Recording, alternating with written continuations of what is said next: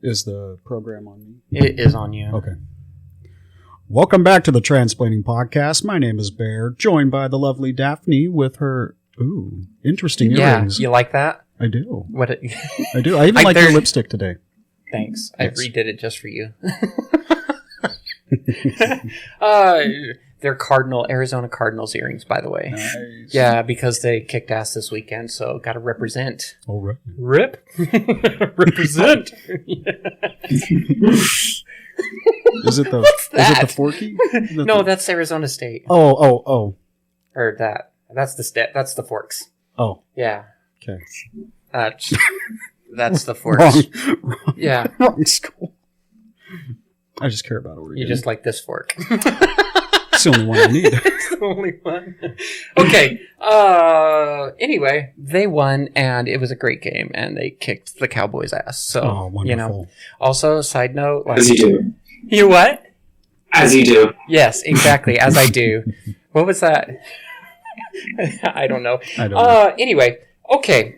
Oh, that's what it was. It was during the football season when I was doing the announcements on the in the stadium that day. Yeah. And I said, what do you call 53 millionaires standing on the sidelines watching football? The Cowboys. All right. Today with us, we have Madison. Madison, I believe you reached out to me. If I remember right. I think you reached out to me and wanted to be a part of this podcast. And so I think we're just going to start off and just kind of let you share your story, and then let's dig into the fun stuff after that. Not that the story... God, that sounds awful. Like the story isn't fun. Your story's boring. Jeez. Anyway, welcome to the podcast, Madison. Yes, welcome. Thank you, Daphne and Bear, for having me.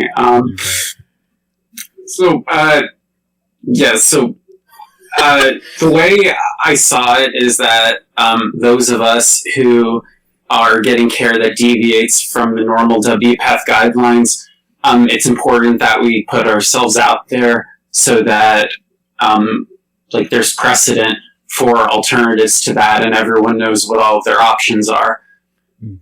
So my treatment is very different from the WPATH guidelines in that I expanded the amount of markers that are used as indicators for the amounts of hormones that were given. Okay. So how this started was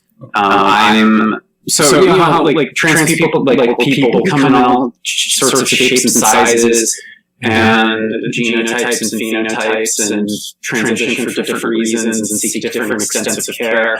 But when we go to the clinic, it's kind of cookie cutter, and we're all offered the same thing.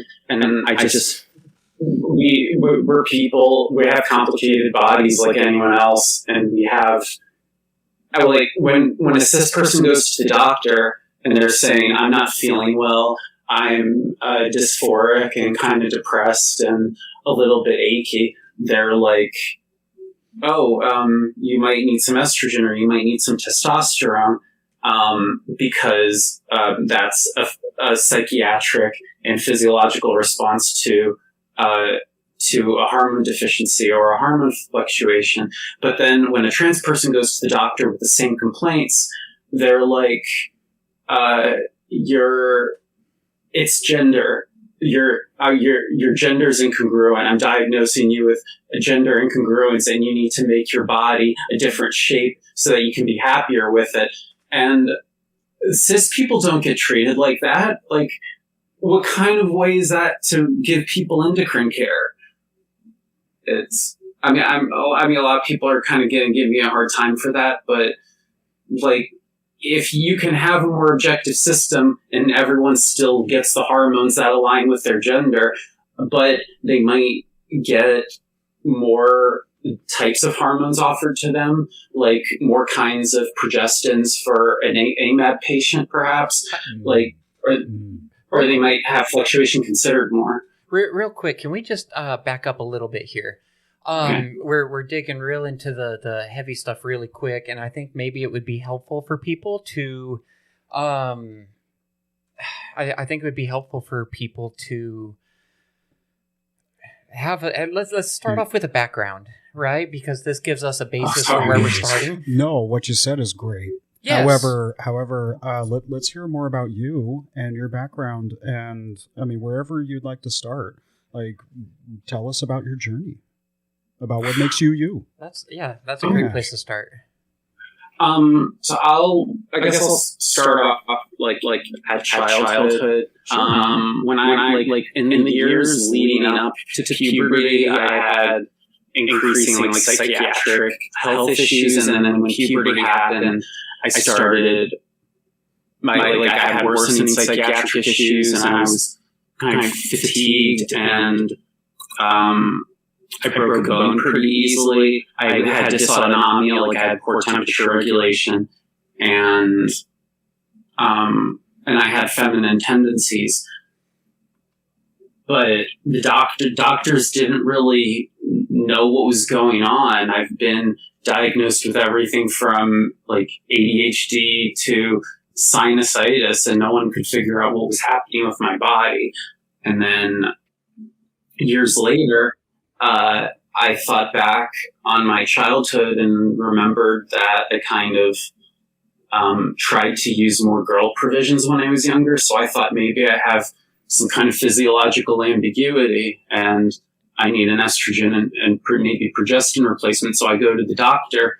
I go to a gender clinic because that's what you do when you're a trans person. You go to the gender clinic and they're like, okay, we'll give you these hormones and we'll give you an orchiectomy if you want. And then, so I declined the orchiectomy, but I took the hormones.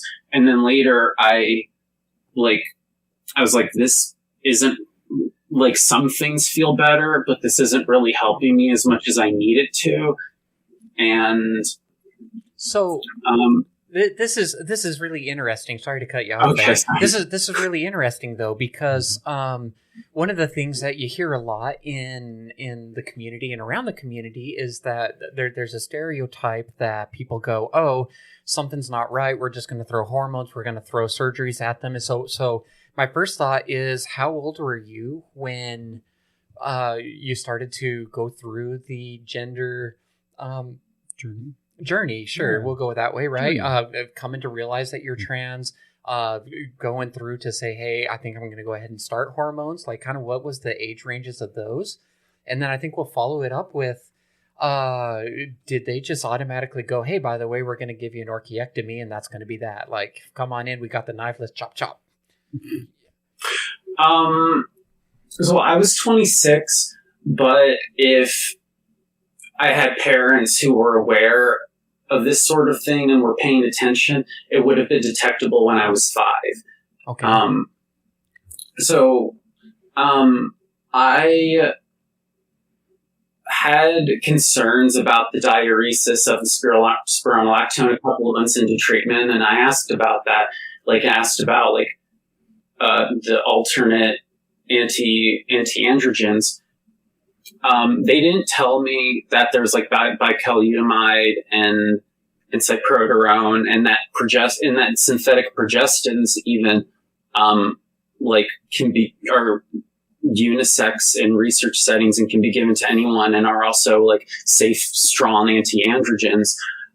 They just immediately offered me an orchiectomy without consideration that I might need testosterone as I age, like cis women do.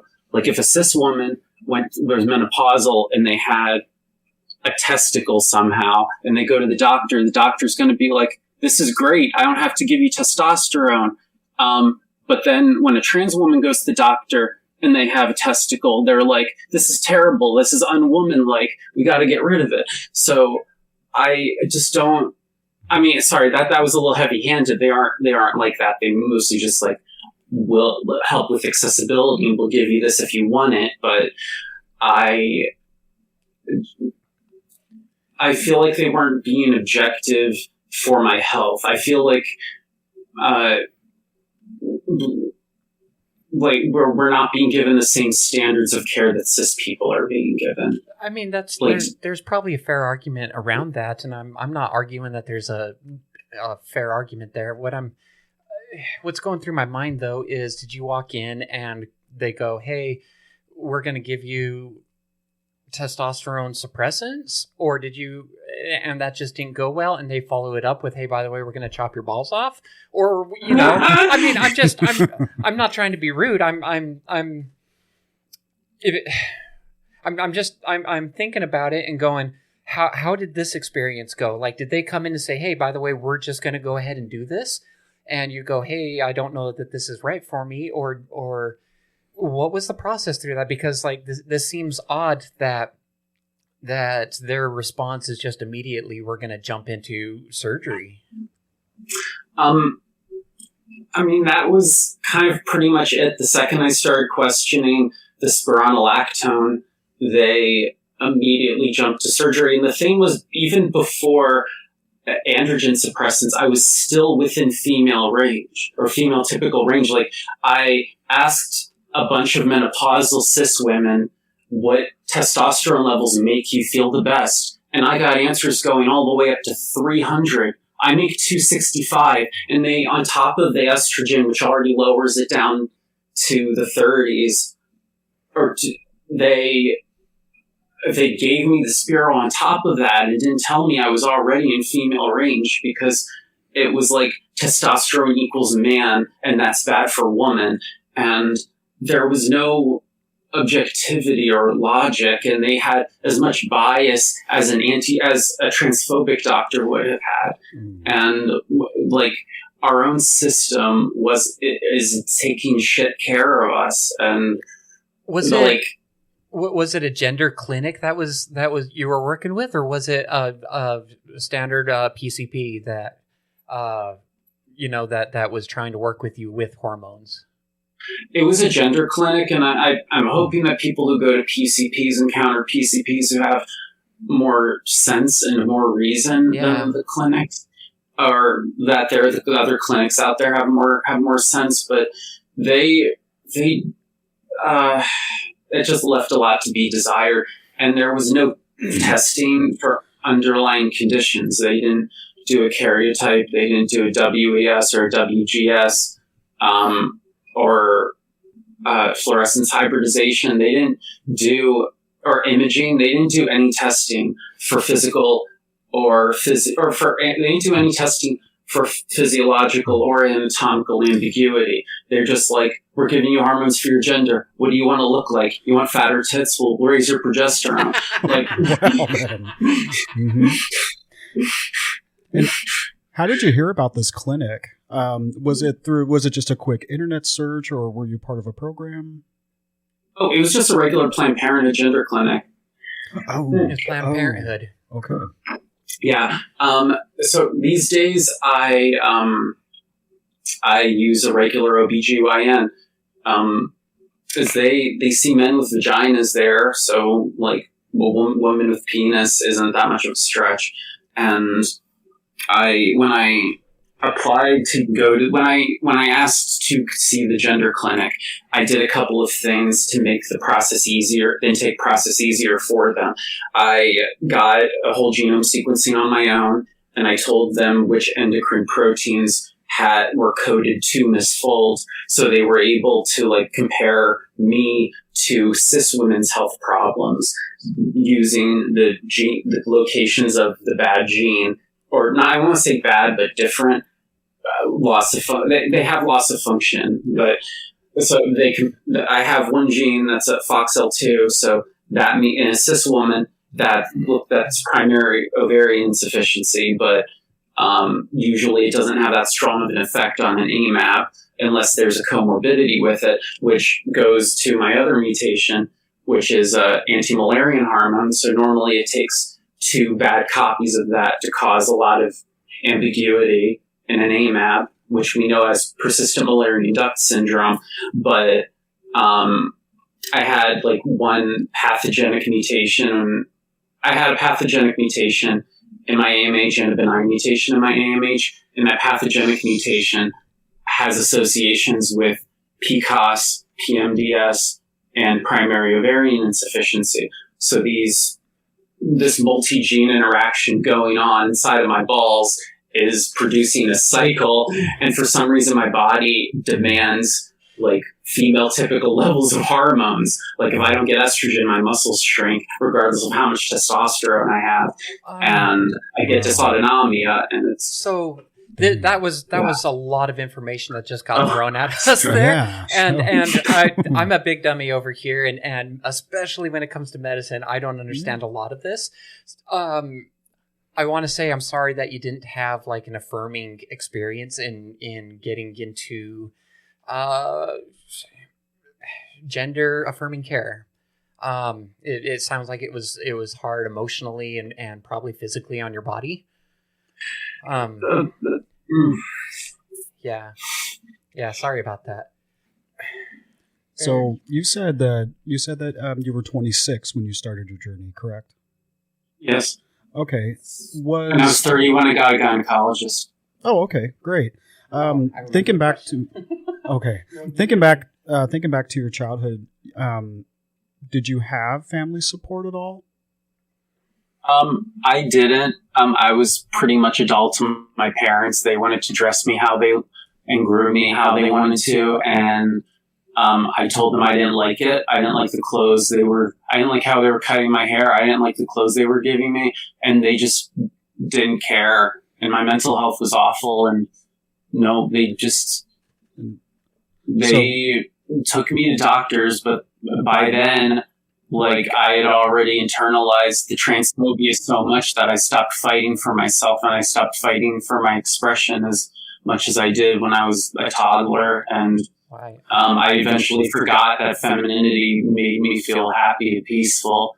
And I was malcontented for most of my life, and my health problems got worse. And then I eventually was able to recall what I was like when I was a few years old. Is your family still, I don't want to say estranged because I'm making assumptions here, but are they... Oh, they disowned me. They're assholes. They disowned me. Okay, so that did happen. Okay. They're dead to me. Yes. I'm dead to them pretty much, so they're dead to me. They keep holding on hope that I'll let them treat me like a doll again, but they're not okay with that boundary. They want to use me, and they're not. And as long as they keep wanting to, they're dead to me.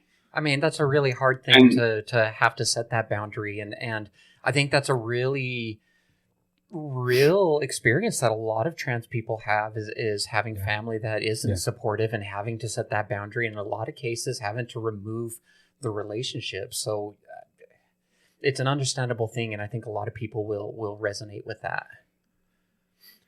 Have you ever had just one person be supportive? My grandmother's supportive, and I have a few cousins who are supportive. But a good portion of my family, even ones who aren't like outright transphobic, still side with my father and think he was a great parent, and they pat him on the back and tell him he did a great job. And he's just a creep, and he's not gonna. I'm a weirdo. Sorry. I told my family, like, the transphobic people in my immediate family, like my father and my sister and brother-in-law, I told them that if they ever want to see me again, they get supervised visitation, and they don't get time with me alone because, like, I know the disgusting things that they're going to say. Yeah. And, like, I just can't deal with it. So they're basically gone. I don't really have my family. They're just gone. Well, and I have my grandma and a few cousins, but my family's just mostly gone. Right. Yeah. Well, and I think that's such an important thing for people to know and understand is that words do hurt, right? And a lot of people come in, oh, well, there's the snowflake syndrome, and there's all these different names that people call each other. But I mean, everybody has triggers that will happen, and it causes people to have pain, right? And so I think in the case for trans people, just having that acceptance and just saying, hey, things may be different and I still love you. And I'm that one phrase makes everything change and allows you to keep relationships in your life. And I think it's important to know that you're not required to keep those relationships in your life either. Like if it's abusive, then it's totally valid and okay to let that go. Mm-hmm. Yeah. I don't know. In my head, I just want to say thank you so much for being vulnerable with us, because that's a big thing, to just open up like that. Thank you, Daphne. I mean, I feel kind of an obligation too. Like I mean, like I was saying earlier, we're setting an example for the rest of the world, and I want like the parents out there to see that if you neglect your child's aesthetic needs and boundaries and medical needs, like they're going to hate you. And if you do that anyway, and then they try to have a relationship with you later and forgive you, like under the condition that you at least fucking stop, like then, I mean, yeah, they're gonna hate you. Like, just don't do it. Don't be an asshole. Yeah. Don't be like your parents. Don't be disgusting and creepy. And that it's not that hard. So just learn by example and don't be an awful parent. Well, and there's a couple things mixed in there. And then you won't have to deal with someone like me as your child who hates you. Yeah, sure. I mean, and that pain is very valid and real. And I think it's important to recognize that there's a lot of different things mixed into here. A lot of people will go, well, I don't support you because you're trans. And being trans is not just, or that kind of pain and separation isn't something, the pain and separation you're talking about where you come out and there's so much contention and bullying and harassment happening and abuse, right? Where you have to separate yourself and say, hey, I can't have you in my life anymore, step away. But that's not inherently a trans thing. And this is one of the things that we've been noticing more and more in the podcast is that we do see people and families all across the country where, and trans or not, where you have a dad that was an asshole growing up. And so the son leaves when, and they can't wait to get out of the house. They join the military and run off. You have people, their mom's a bitch and, they find the first guy they can get married to and they run off. People grow up in extremely religious households. And as soon as they, become an adult, they run and according to, I don't want to say Christian, but a lot of religious spaces, they go and jump off the deep end, right? Where they go complete opposite of what they're believing. I'm thinking like the Amish, where they step away for a while and it becomes like a massive party, Yeah, it's a whole new world. Yeah. So the point is that this isn't inherently a trans thing, but people are so scared of the trans community because of ignorance and the ignorance is driving the fear. But because of that, they just see it as, oh, this is a trans issue and you're the problem, when in reality, this is just a humanity problem that we're looking at. Yes. Like, people will blame the trans people for all of the drama surrounding them, but, like, they wouldn't have to deal with that if they just treat us like people to begin with. Right. So it's like you have to deal with the angry trans now because, it's like they're saying with the angry gays, like all the nice gays died, so now all you're left with the angry gays. Like, that's us. We're the angry trans, and we're what's left, and it's your fault. So deal with us. Hey, do you know what happens when a non-binary samurai gets in a fight? Oh, God, I know where this is going. They slash them. Oh, God. I knew it was coming and it hurt even more. Come on. It was there. It was there. I wanted to run with it. Hey, so kind of getting back to what one of the comments you were talking about earlier, though, Yes. is you mentioned. I'm so sorry. You just look like you groaned so hard over that. Okay, Your comment earlier, care being different for cis people versus trans people, and I'm not saying that I disagree with that, because in a lot of ways there is very real examples where we see that, such as women want to go get top surgery. They want to get a boob job. They can go in, they can get the boob job, whatever. But trans people want to do it. You have to have these different letters, saying it's okay for me to have this. You have to get all these hoops that you have to jump through to get it, right? So I'm validating that there is these differences in care.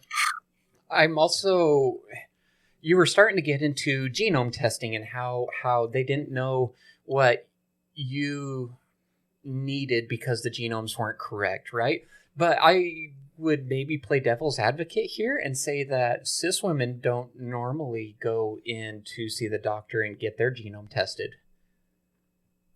Yeah, and that's an issue also. And if you establish a system where trans people can get their genome tested to assess their endocrine needs and risk factors better, you can just apply that to cis women because it's the same gene pool of reproductive differences. I've looked at genomes on my computer from trans people. I know trans people's close relatives. It's POI and PCOS is pretty much makes up most of the gene pool.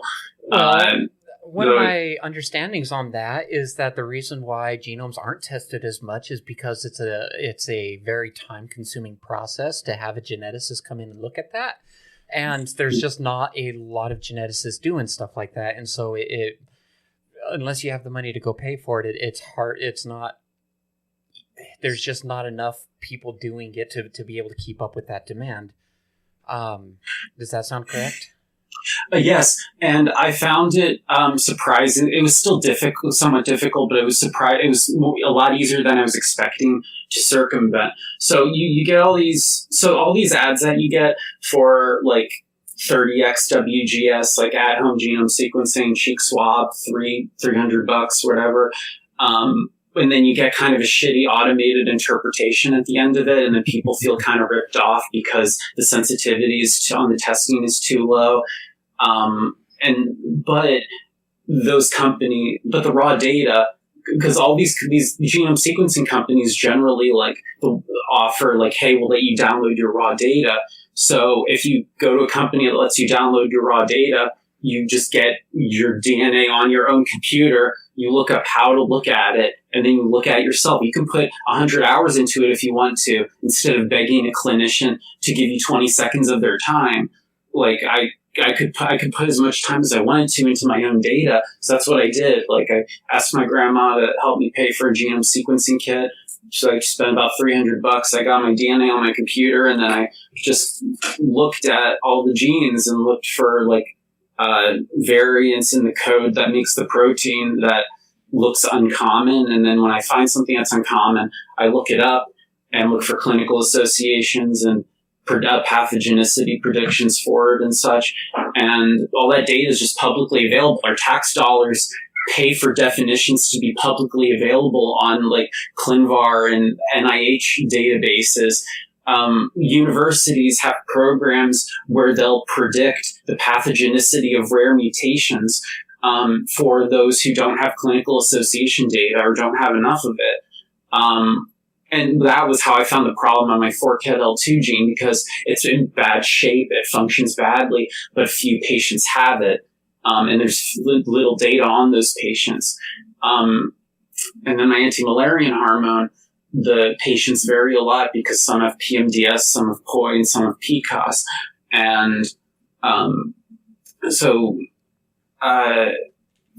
but that data, the important thing is that data was available to me because our universities and tax dollars get us the data we need to do what the geneticists do. They learn from the same reference materials. They just go to college and they're learn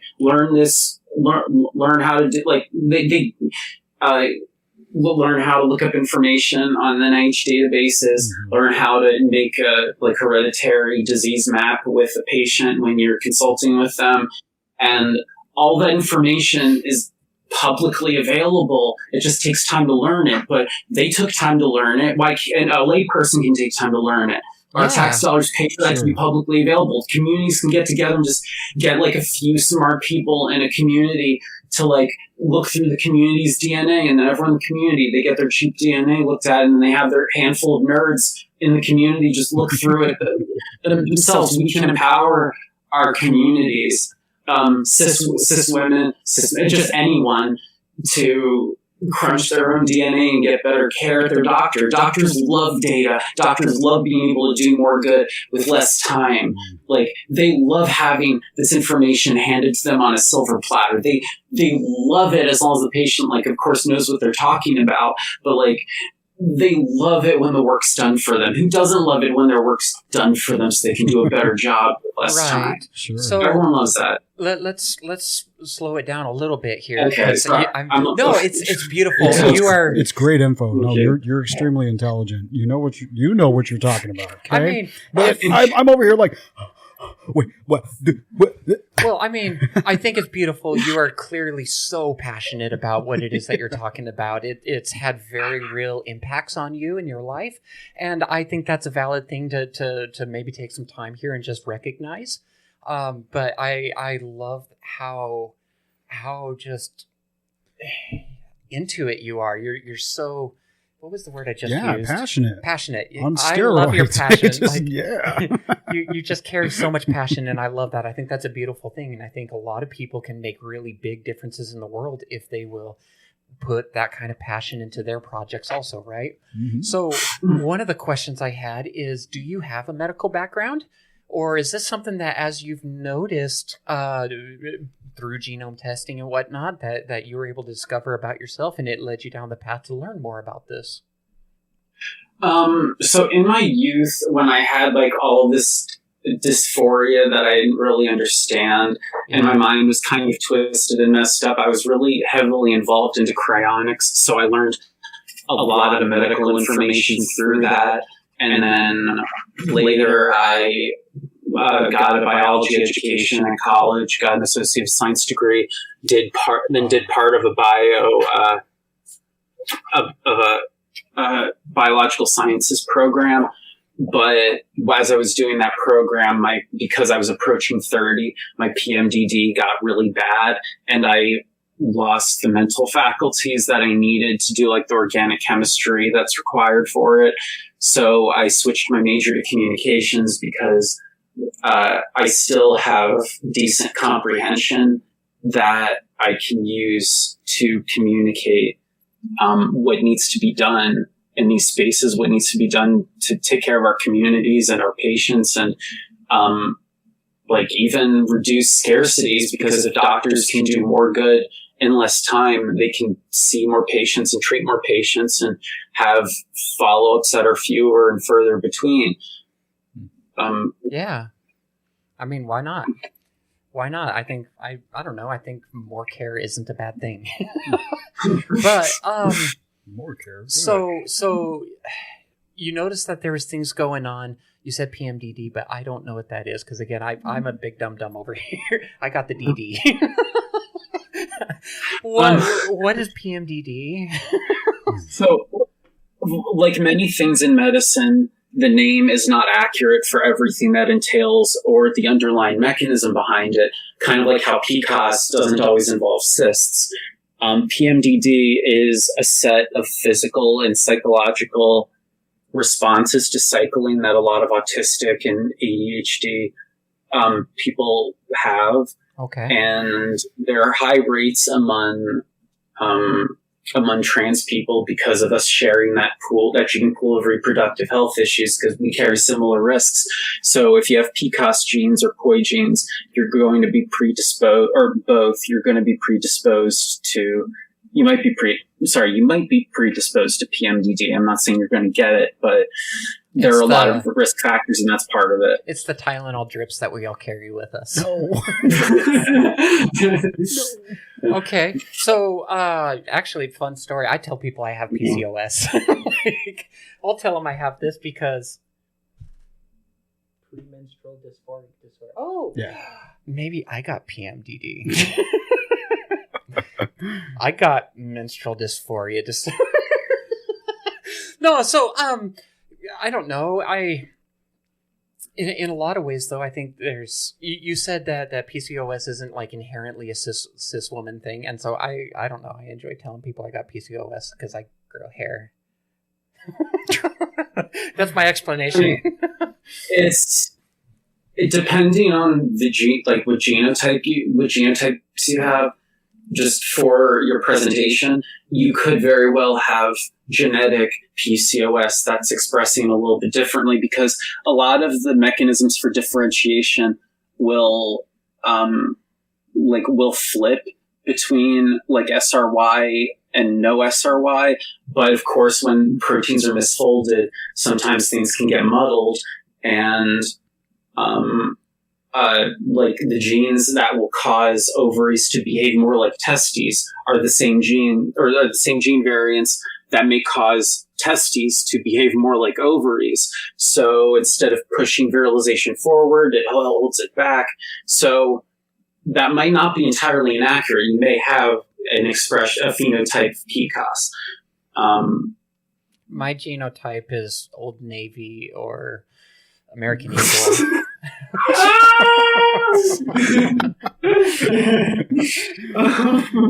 Also, but in seriousness, there's a big misconception with PMDD that actually causes cis women to not get adequately treated for it. There's a misconception that it's the physical menses that causes the PMDD, but it's actually the genetic signaling to tell the body to make menses that causes that triggers the PMDD. So like genetic menses signaling plus ADHD or autism brain equals PMDD. So like a lot of cis women who have amenorrhea, who don't bleed, sometimes will struggle to get their doctors to take their PMDD seriously. So, like, this is an intersectional issue and it is impacting them. So trans women, because fluctuation is not considered as a cause of dysphoria or health-related complications, it's kind of generally ignored. So a lot of cis women don't really know that there could be benefits to take continuing leuprolide through HRT, or using birth control instead of HRT like I use. So I use Xulane patches, like just estradiol and norelgestromin. Yeah. It's so estrogen progestin combination patch. It's just birth control, and the reduction of fluctuation reduces my dysphoria and health complications a lot more than the high dose estrus pills they had me on before. So it sounds like then that you are managing your own health. Would that be accurate to say? I mean, yes, but like the last few cycles were pretty bad, so I asked them to add some leuprolide onto it, which is a plan that I made with the endocrinologist. So the OBGYN wanted me to get a second opinion from the endocrinologist to help them make a plan for what to do if things get worse, because I am 30. I'm actually turned 31 in 2 days. And my endocrine issues are going to get really bad really fast at this age. You're also going to notice it in your knees. Oh, yeah. Well, I mean, my knees are actually doing better than they were before because of the treatment, fortunately. But that's because you're not 31 yet. In 2 days, my knees are just going to disintegrate. Happy birthday. Yeah, happy birthday. Fuck you.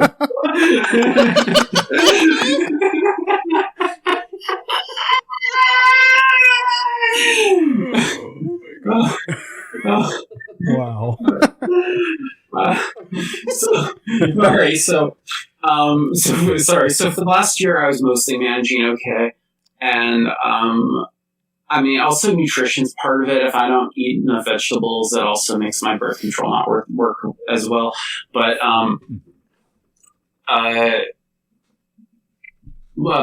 like it does help reduce fluctuation. It helps reduce inflammation and like chronic pain and other issues I was having. Like even like the cyclical acne went away. Like a lot of like weird, small, obscure issues I was having just resolved immediately with this patch.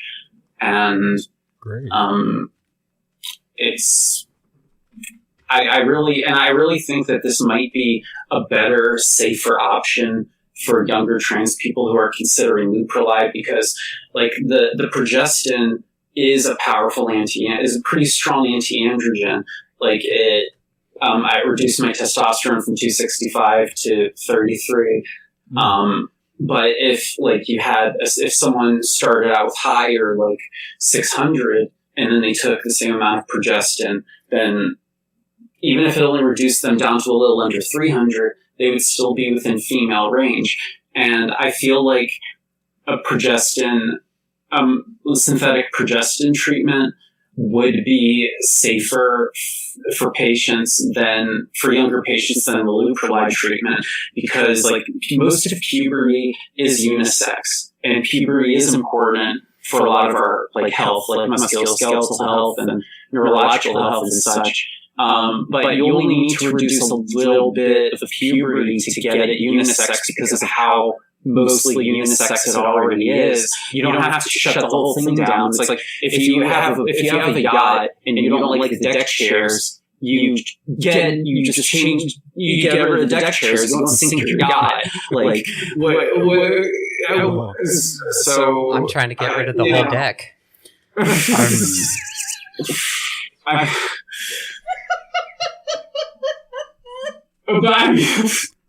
But I mean, do you see what I'm getting at? Leuprolide is kind of like a little bit overboard. It's like sinking your boat. Your puberty is your boat, and you're sinking your boat just because you don't like one little part of your boat. Like, yeah. I understand. I understand your analogy. You sunk my battleship. Sunk your battleship? Yes, you sunk my battleship. Battleship sunk. Battleship sunk. You used your destroyer. With my little tugboat? Yes. 2 hits, that's all it takes. 2 hits. I'm the short boat. I will not. Oh, I also wanted to note for our viewers that by definition, PMDD is premenstrual dysphoric disorder.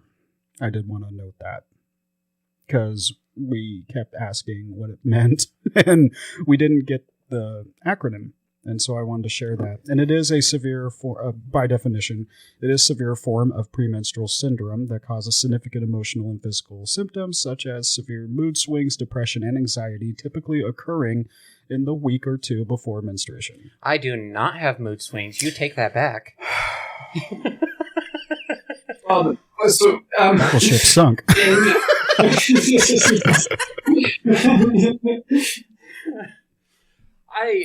I love how you have just taken so much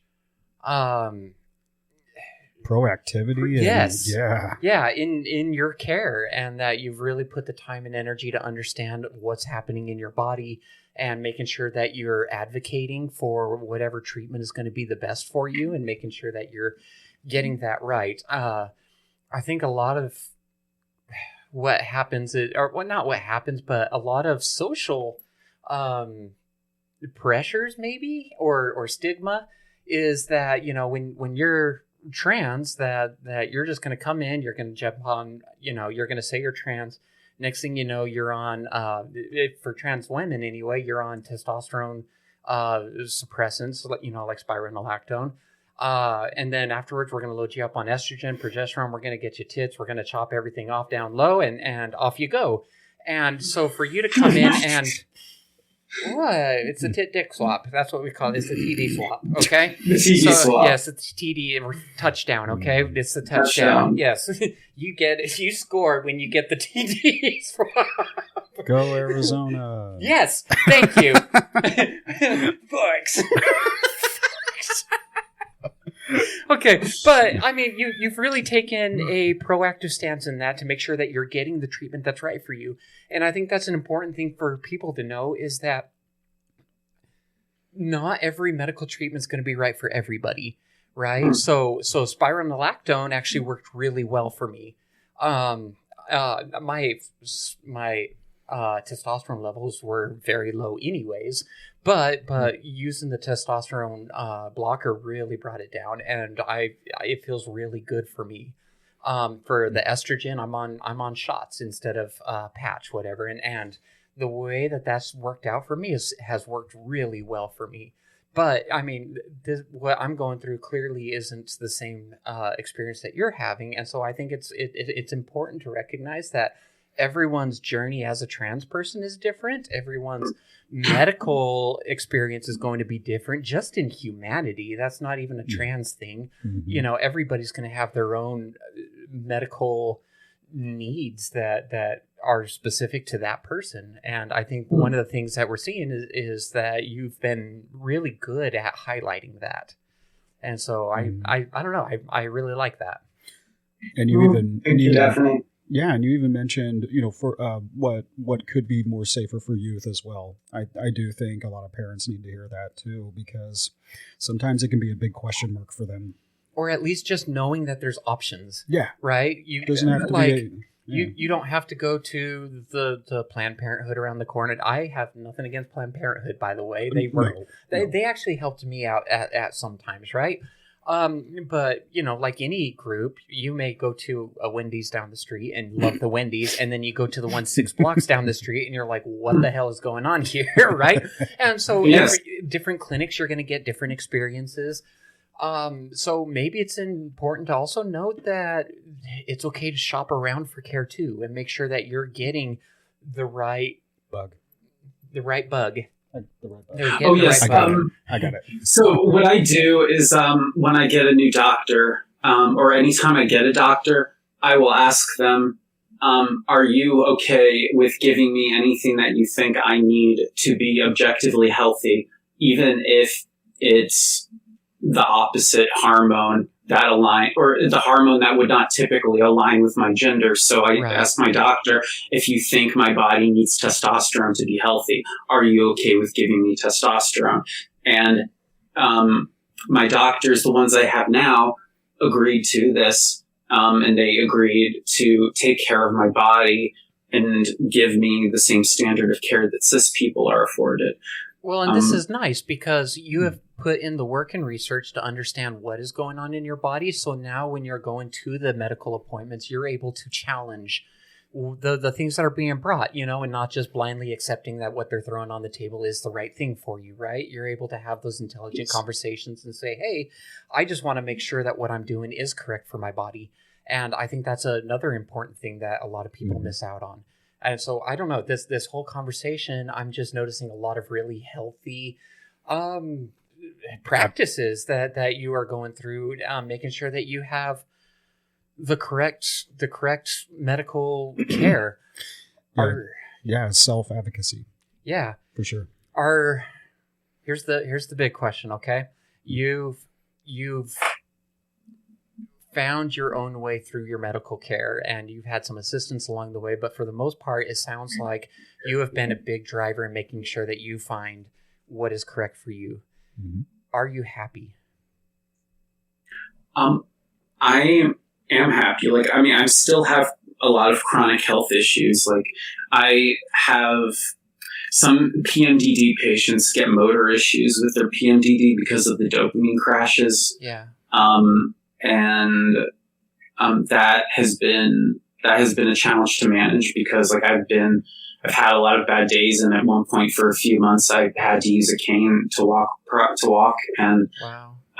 I've just it's been kind of a long journey, just having slowly worsening health issues over the last 20 years and not knowing what was going on, and just having to get rapidly worse as 30 approached. But at this point, I'm pretty comfortable with my treatment.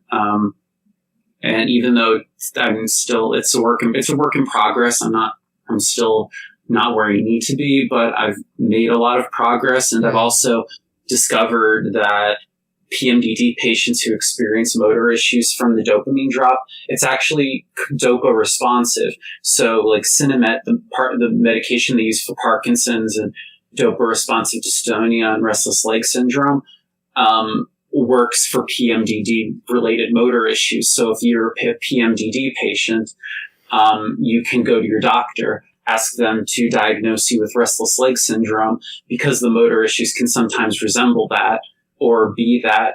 And then they can prescribe Cinemet, which is carbidopa levodopa, which is an extremely cheap, abundant medication. It even works sublingually. And it has a even fun though name. it's meant to be swallowed. That is a fun Yeah. People say it sounds like a spell, like, but yes, I curse Super Cova Nevaflopa on you. Kind of reminds me of something Ursula would say. I curse the Super Cova Nevaflopa on you, and the just start flopping. They're just like, no, the leg won't fucking stop. Battleship south. Too much. That's basically that's what Michael J. Fox uses. Like, it's the same medication. That's the same levodopa medication that Michael J. Fox uses. What's the name again? Carbidopa levodopa, which is I wasn't the super far off. originally was branded Cinnamon, but it's generic now. I'm sorry, what? I wasn't super far off. I'm really happy about that.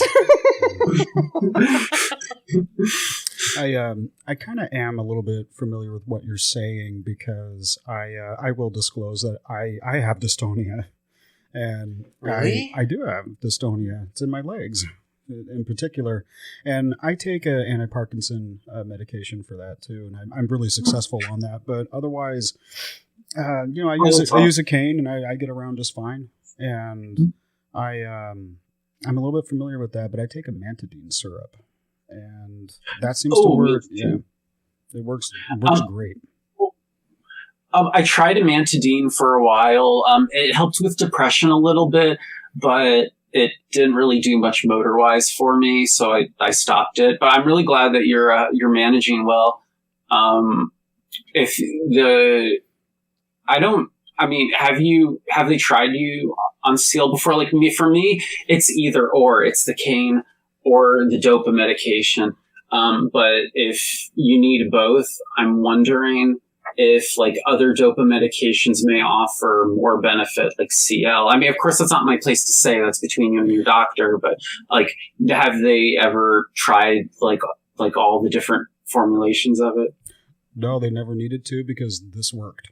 And this it was like cross your fingers, hope this works, and then it worked. And it's like, oh, nice, I can walk, and I'm good.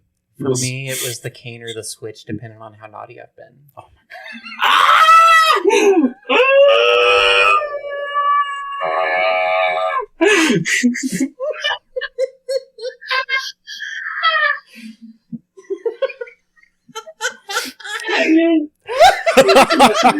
Oh shit! Oh shit! I got you on that one. Yeah, you got me. You got me. I got worse though. Stop! You're gonna make me tea kettle. Oh my god! Come here, Papa Kettle. What? Okay. Anyway, we're gonna bring this back. We're gonna bring it back. Madison, did we miss anything that you had wanted to talk about? I know that when you and I were chatting, there was quite a list you had hit me with, and I went through, and I think we caught everything, but I just wanted to make sure you feel like your story's been heard, and that we've covered the other topics that you're so passionate about, and make sure that we're, doing you justice. Thank you. I appreciate that, Daphne. I appreciate that you're out like one of the, like a journalist who tries to get you, get you to like spill the beans. That's not that's not what we're about. Honestly, like that's not what we're about. A lot of because that is what we're seeing a lot in journalism right now, right? Mm-hmm. Is that it's trying to push a narrative, it's trying to force people into different ideas and paths, and trying to spread whatever message it is they want to spread. In our case, we're not claiming to be experts in the slightest bit. No. I don't even know what PMDD is still. I learned later on that there was Menzies, but. Menzies, yeah, because it was Menzies PMDD, so it's Menzies. Anyway, the point is that I am no way an expert in these fields, right? And so we're really trying to provide a platform where people such as yourself can come on and they can just be as authentic as possible. They can share their story in the most authentic way. And then with that, we're getting down to real truths, real stories. We're talking to real experts, getting real science. And we think that this is the best way that we can support the community. Thank you, Daphne. We're going to get to the nitty gritty and make sure that we shed light on everything. I'm looking over my notes and just seeing what I've neglected to mention. I think that like progestins have therapeutic applications for cis people, or cis men, like I was talking about. Even though like normal higher doses of progestins have the gynecomastia risk, I think like the microdose or the mini dose progestins like Opill would be less likely to have that gynecomastia risk if your boyfriend has the man periods or something. Because like I've heard a lot of women like cis women saying get the mansies. They get the menses. No, the mans. It's the mansies. The mansies. The mansies. Yes. The menstruation. Yes. Right. So like it works. It's a unisex mechanism. It works in the pituitary, not in your gonads. So like the man can take like Opill. It says on the box for like not for men, but men can totally take I mean, sorry, I'm not a healthcare professional. Don't do what I say. Right. This isn't advice. But hypothetically, scientifically, medically, there aren't any contraindications that I can find for cis men taking Opill. Don't sue me if you do and something happens, but it's like if you go, on the ask, I'm not a doctor. Not a doctor. But if you go on PubMed, you can look up safety trials for men being given levonorgestrel in higher doses. Opill is levonorgestrel, but it has the name norgestrel because it's a racemic formulation. So there is levonorgestrel in Opill, and then another molecule that looks like levonorgestrel but doesn't really do anything. And these two molecules bind together or mix together in the pill make norgestrel, which is an Opill. So norgestrel is basically just 37.5 milligrams of levonorgestrel. So then the trials from 20 years ago, they gave men levonorgestrel and their testosterone tanked, but that was 150 micrograms. And Opill is only 37 and a half. It's 4 times less than what they gave men in those trials. So like, man period, I know we like to joke about it, but if someone has a chronic illness or inflammation issues or mental health issues, like treating the mansies might have therapeutic benefit. Hopefully, probably. I have it particularly bad because I'm more physiologically ambiguous than an average cis man, but cis men are still prone to cycling because it only takes the tiniest gene dosing shift to get, fluctuation out of balls. Guys get horny when girls are on their periods, so yeah, there's cycles. It's a thing, Bear. It's a thing. What are you looking at me for? Yeah, I saw your face. It's a thing. It's a thing. Okay. Yeah. It's a...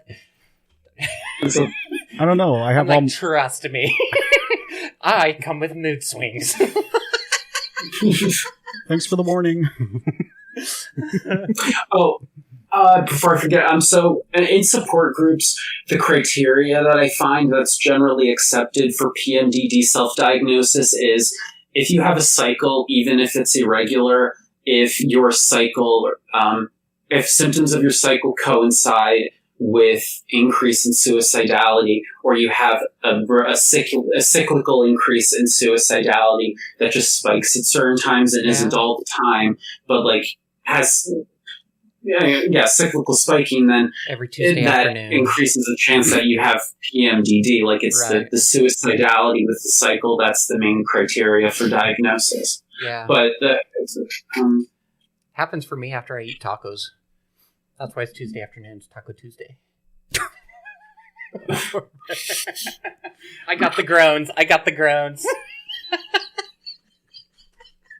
just not going to look at tacos the same.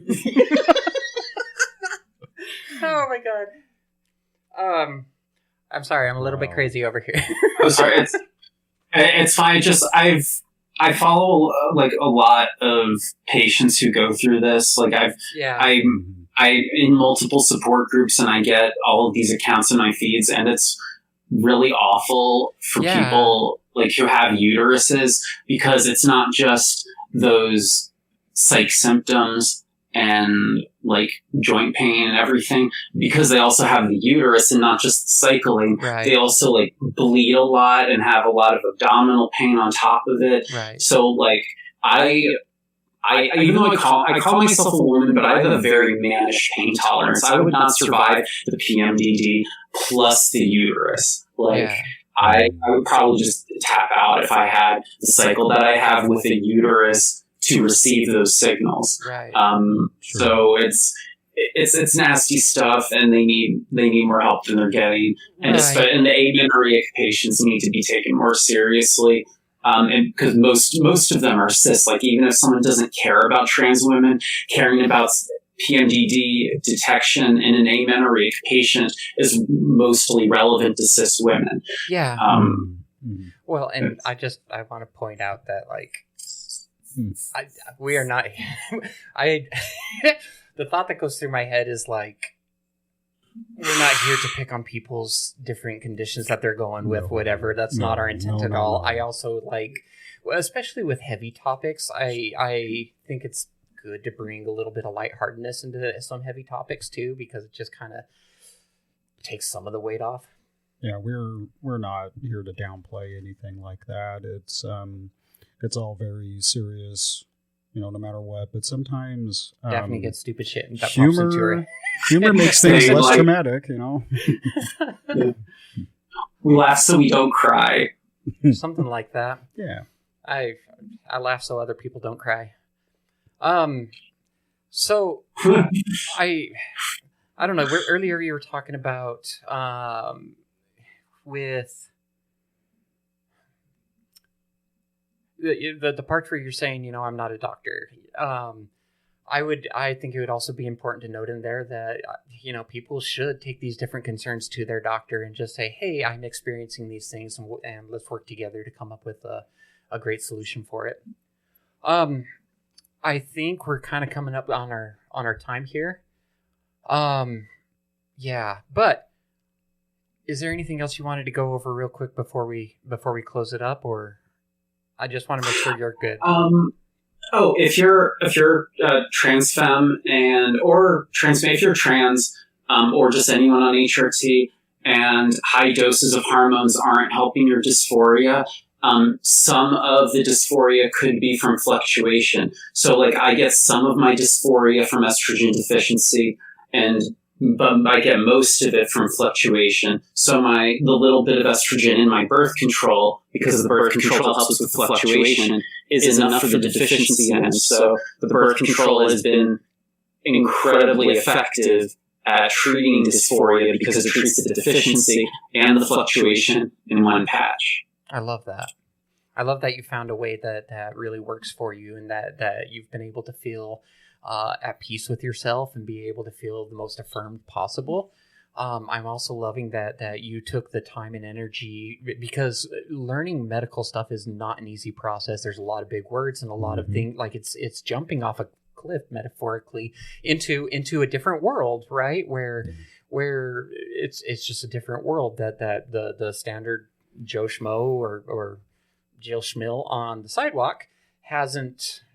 I don't know. Anyway, this isn't a world that they're exposed to, And so for you to go take the time to learn about this and really take charge over your health, I think that's a beautiful thing. I also am I'm amazed and in love with the amount of passion that you carry. I mean, clearly this is something that means a lot to you. It has affected your life in ways, and you want to make sure that you're providing options for other people in a similar boat, because it sounds like you don't want other people to go through what you've had to go through. And I guess I want to validate the pain that you have had to go through, whether it's been through the medical and transition, as well as the social transitions where you've had to deal with loss of family and community. And so I just want to take a little bit of time and validate that, because that's real and that's a pain, but also, offer.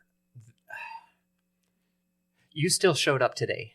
You reached out to us and said, hey, I have a story that I'm passionate about. I would like to share with people. And you were sending me all these messages about all this kind of, and big old dumb me over here. I had no idea what you were talking about. And I was trying so hard to carry a conversation and just try it. But I really didn't know what you were talking about.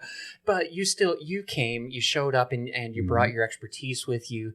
You brought your passion with you. And in a world, especially that is getting, it for a lot of people feels darker right now because of the political spectrum and events that are happening in the world. It feels really dark. And so for you to come step out as a beacon of light and come here and offer yourself and your experience and your services like this is not a small thing. And so I just want you to feel validated in what it is that you have done today. I want you to feel validated in the pain that you've experienced and know that that's okay. And also you're not alone in that. A lot of people experience that. I want other people that are listening to this to know that, hey, they're not alone.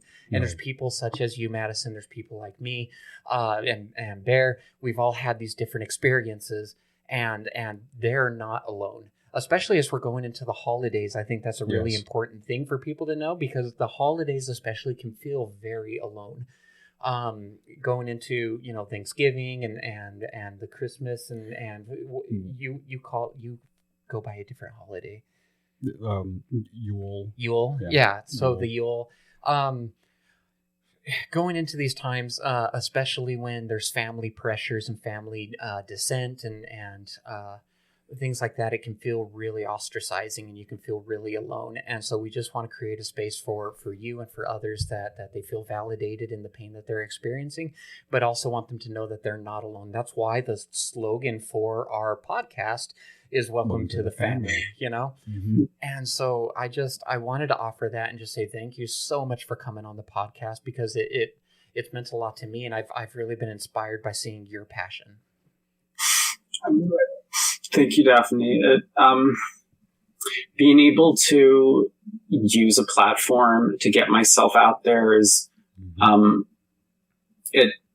I really do appreciate it. I do appreciate having a space where I can show the world like what it is like when you're born with a body like this and you're just trying to do your best to take care of it, and then honor the authentic self that comes out of your psychosocial development. Also, so it is the holidays coming up, and I did sound pretty vindictive about my family, and I do understand like it's important for people who change to have a path forward, and I'm okay with having a relationship with my family if they can prove under supervised visitation that they can respect my body and my medical decisions and my identity. And I feel like that's just a basic way to treat another human being, or that's just basic decency for treating another human being. And I feel like it's a very reasonable bar and a very reasonable boundary. Yeah. And if they're able to meet that boundary and can prove they can meet that boundary, then I'll welcome them back into my life and I'll forgive them for everything they put me through. Yeah. And I can't do that when they act so creepy. But I do want to forgive them, and I do want to have a path forward for everyone, because we're all like human beings sharing a planet, and we have to work together. And that means working with transphobes and people who want to dehumanize us and turn us into dolls, to deal with their own insecurities.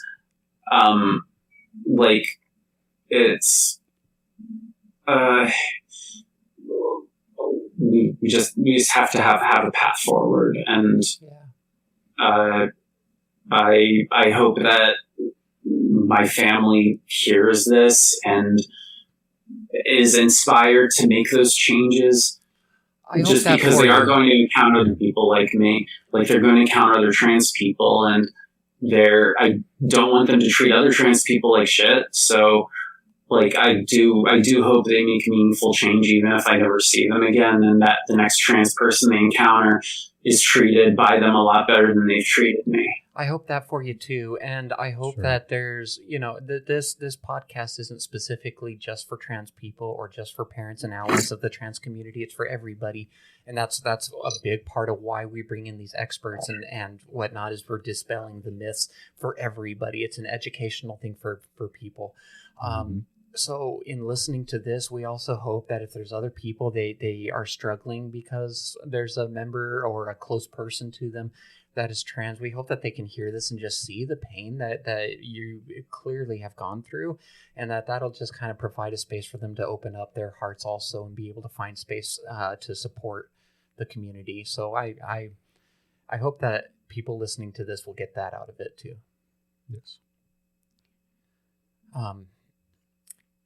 I also just want to say, you had talked about not being the most femme presenting person. You had, I don't remember the exact words that you said, right? Hockey. Sure, why not? What I was going to say is, you're beautiful, and you're beautiful in how you're presenting, and I just want that to be validated as well. Thank you. I'm at like day 17 of my 23-day cycle, and I'm feeling pretty rough. And I haven't shaved, and I haven't washed my hair since Isildur had the ring 3,000 years ago. But I do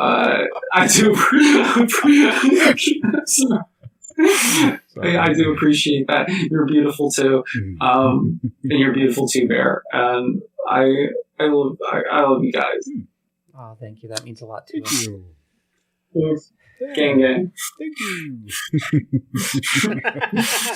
I like the fights. Yeah, go Arizona. Fork the hard work. I don't know. Anyway, Bear, do you want to go ahead and close us out? Sure. Thank you for joining us today. And if you yourself would like to be, on our podcast, you can email Daphne. And it's just Daphne@transplantingpodcast.com. You can also visit our website, transplantingpodcast.com. And we are also on Facebook, Instagram, TikTok, and you can find us on YouTube and Spotify. And go ahead and feel free to leave us an email. We like hearing from everyone. And I personally want to tell you, Madison, thank you so much for being here. You are a remarkable person, and I hope that you keep up the good work with your research and what you do. Again, you are super passionate about what you do.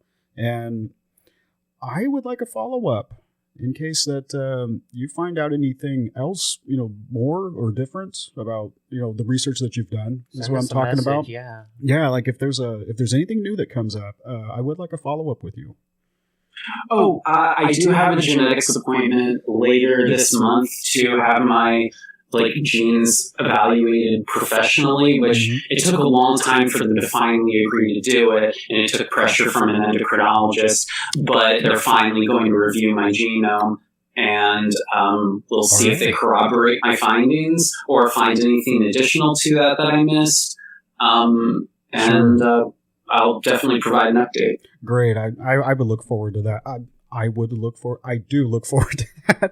Otherwise, thanks again for everyone joining us today. And as always, welcome to the family.